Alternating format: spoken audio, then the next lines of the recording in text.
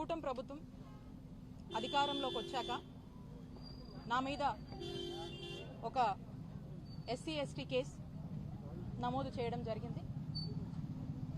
High court ఈ కేసుకి సంబంధించి కొన్ని ఆదేశాలు ఇవ్వడం జరిగింది.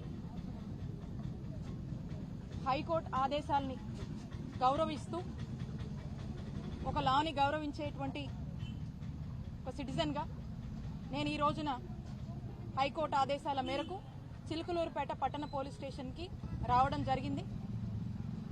మరి ఈ కేసుకి సంబంధించి కోర్టు కొన్ని నిబంధనలు విధించింది. ఈ కేసు గురించి, దీనికి సంబంధించినటువంటి కంటెంట్ గురించి నేను ఈ సందర్భంగా నేను కామెంట్స్ చేయకూడదు. కాబట్టి ఈ కేసుకి సంబంధించి నేను ఎటువంటి కామెంట్స్ చేయట్లేదు. ఈ కూటమి ప్రభుత్వం అధికారంలోకి వచ్చినప్పుడు రాష్ట్ర ప్రజలందరూ కూడా చూశారు.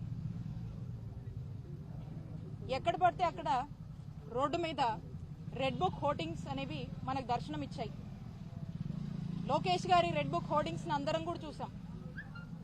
ఏంటా ఈ రెడ్ బుక్ కి హోర్డింగ్స్ కట్టారు అని మాట్లాడుకున్నటువంటి పరిస్థితులు కూడా మన రాష్ట్రంలో 2 సంవత్సరాల కింద మనం చూసాం. మరి ఈ రోజున లోకేష్ గారి red book hoardings blood book గా మారినాయి. లోకేష్ గారి రెడ్ బుక్ బ్లడ్ బుక్ గా మారింది. అధికారంలోకి వీళ్ళు వచ్చిన దగ్గర నుంచి మనం చూసినట్టయితే సామాన్య ప్రజల దగ్గర నుంచి వైఎస్ఆర్ కాంగ్రెస్ పార్టీకి సంబంధించినటువంటి దాదాపు యాక్టివ్గా ఉండేటువంటి ప్రతి ఒక్కరి గురించి మనం చూసుకున్నట్టయితే 2500 మంది వైఎస్ఆర్ కాంగ్రెస్ పార్టీ నాయకుల మీద అక్రమ కేసులు నమోదు చేశారు. దాదాపు 800 మంది మీద వైఎస్ఆర్ కాంగ్రెస్ పార్టీకి చెందిన వాళ్ళ మీద హత్యాయత్నం జరిగింది. 390 మంది మీద దాదాపు హత్యా ప్రయత్నాలు, హత్యకు గురైనటువంటి పరిస్థితులు. 700 మంది మీద సోషల్ మీడియా యాక్టివిస్టుల మీద అక్రమ కేసులు నమోదు చేశారు.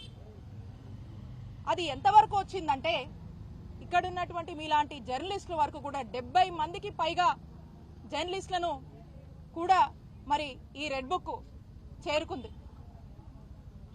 ఈ విధంగా ప్రతి సామాన్యుడి దగ్గర నుంచి కూడా ఎవ్వరికీ రక్షణ లేకుండా వైఎస్ఆర్ కాంగ్రెస్ పార్టీకి సంబంధించినటువంటి మాజీ ఎమ్మెల్యేలను, మాజీ ఎంపీలను, మాజీ మంత్రులను, ఐఏఎస్లను, ఐపీఎస్లను, ఆఖరికి మీ జర్నలిస్టుల దాకా కూడా మరి ఈ రెడ్ బుక్ ఏ విధంగా ప్రభావం చూపుతుందో ఒకసారి రాష్ట్ర ప్రజలు అర్థం చేసుకోవాలి.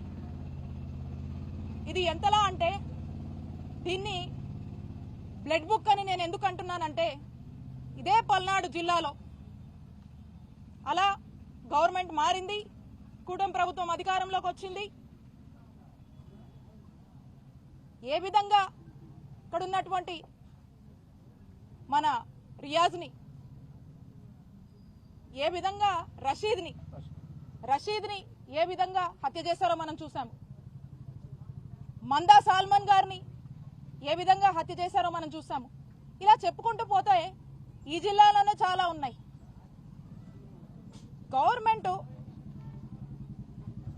వీళ్ళు వచ్చిన దగ్గర నుంచి కూడా ఎంతసేపు వీళ్ళు పోలీసులకు అప్పగించినటువంటి రెస్పాన్సిబిలిటీస్, ఈ వైఎస్ఆర్ కాంగ్రెస్ పార్టీ వాళ్ళు ఎవరు యాక్టివ్గా ఉన్నారు, ఎప్పుడెప్పుడు దొరుకుతారు, ఎక్కడెక్కడ కార్యక్రమాల్లో యాక్టివ్ పార్టిసిపేట్ చేస్తున్నారు, ఏదో విధంగా వాళ్ళ మీద కేసులు పెట్టండి, అక్రమ కేసులు కట్టండి, అరెస్టులు చేయండి, జైలు పాలు చేయండి.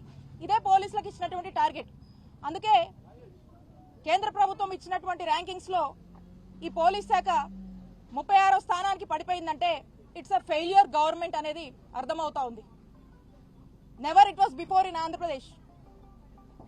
ఈ రోజున మీ శాఖ ఈ స్థాయికి దిగజారి ఇంత ఫెయిల్యూర్ ర్యాంకింగ్ కి వెళ్ళిందంటే దానికి కారణం మీ రెడ్ బుక్, మీరు ఇంప్లిమెంట్ చేస్తున్నటువంటి రెడ్ బుకే. ఎందుకంటే సామాన్య ప్రజలకు న్యాయం చేసేది మీరు ఎప్పుడో పక్కన పెట్టేశారు. మీరు ఎంతసేపు వైఎస్ఆర్ కాంగ్రెస్ పార్టీ వాళ్ళని వెంబడించడం, వాళ్ళని అక్రమంగా ఏదో విధంగా అరెస్టులు చేయాలి, కేసులు పెట్టాలి, వేధించాలనేటువంటి ఒక ఎజెండాతో ముందుకు వెళ్తున్నారు. కాబట్టి ఇది ఈ రోజున ఉన్నటువంటి మీ పరిస్థితి. ఇక్కడి విషయానికి వస్తే, ఇక్కడ ఈ నియోజకవర్గంలో విడుదల రజనీ గారు ఈ రోజున నియోజకవర్గంలో ఇక్కడ యాక్టివ్గా ఉన్నారు. వీళ్ళు అధికారంలోకి వస్తేనంట ఇక్కడ అపోజిషన్ వాయిస్ ఉండొద్దంట, ప్రజల పక్షాన అపోజిషన్ పోరాడొద్దంట, ఏ గ్రామాల్లో కూడా వైఎస్ఆర్ కాంగ్రెస్ పార్టీకి సంబంధించినటువంటి నాయకులు కార్యకర్తలు కూడా ఎటువంటి యాక్టివిటీ చేయడానికి వీల్లేదంట.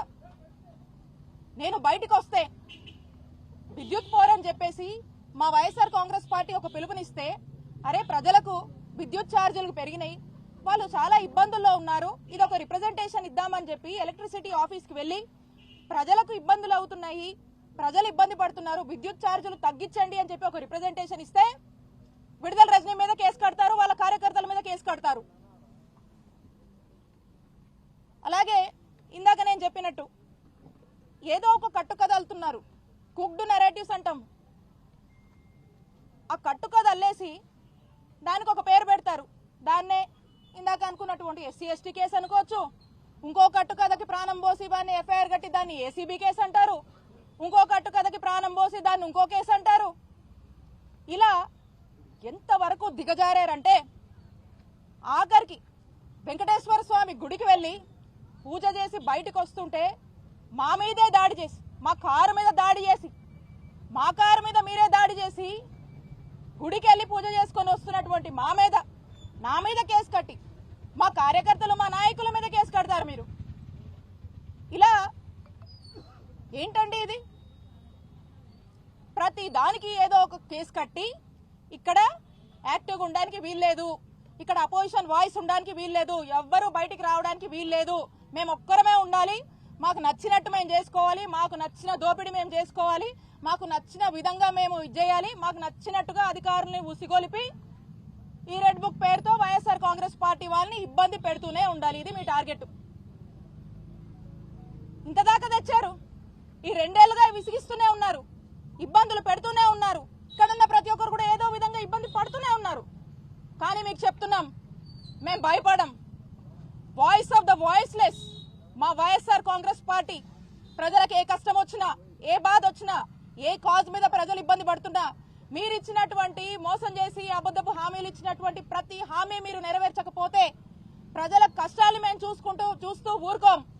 వాళ్ళ కోసం పోరాడతాం, అవసరమైతే రోడ్లు ఎక్కుతాం, ధర్నాలు చేస్తాం, దీక్షలు చేస్తాం.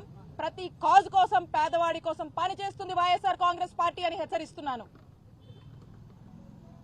నేను ఎందుకు భయపడాలి? నేను చేయని తప్పుకి మీరు అక్రమ కేసులు పెడుతుంటే నేను ఎందుకు భయపడాలి?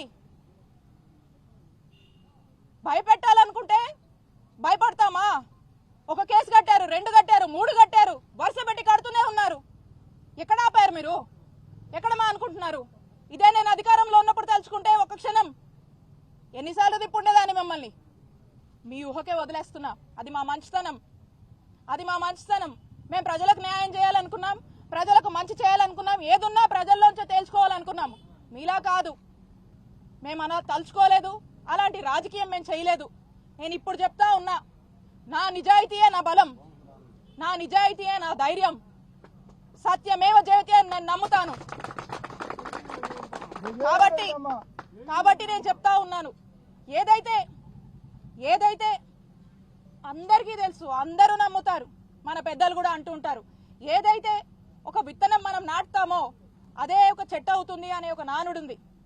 మీరేదైతే ఒక విష సంస్కారం, మీరేదైతే దానికి మరి ఏదైతే నాటారో, మరి ఆ విష సంస్కారం రేపు చెట్టు అయినప్పుడు దాని ఫలితాలు ఎలా ఉంటుందో మీ ఊహకే వదిలేస్తున్నాను. కాలం చాలా గొప్పది, ప్రజలన్నీ చూస్తున్నారు, ప్రజలకు అన్ని విషయాలు తెలుసు. ఇక్కడ ఏం జరుగుతుందో ప్రజలకు ఇంకా క్లారిటీ ఉంది. కాబట్టి కాలాన్ని, ఆ భగవంతుణ్ణి నమ్మే వ్యక్తిగా నేను భవిష్యత్తు కాలమే మీకు ఏ విధంగా బుద్ధి చెప్తుందో అనేటువంటి విషయం మీద ఆ కాలానికే వదిలేస్తున్నాను, ఆ భగవంతుడికే వదిలేస్తున్నాను.